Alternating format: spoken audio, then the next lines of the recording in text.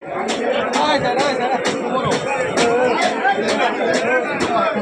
মাছের আড়ত, এখানে আসছিলাম মাছ কিনতাম। এমন অবস্থা, মানুষ ভিড়, মাছ কেনার মতো কোনো ভাব নাই, আর এত দাম।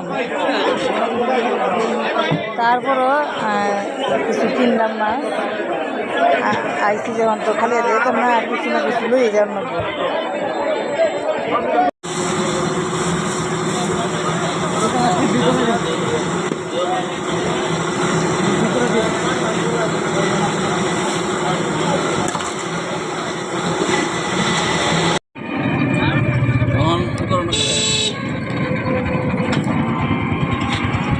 অবশেষে মাছ কিনা শেষ, এখন যেতেছি গা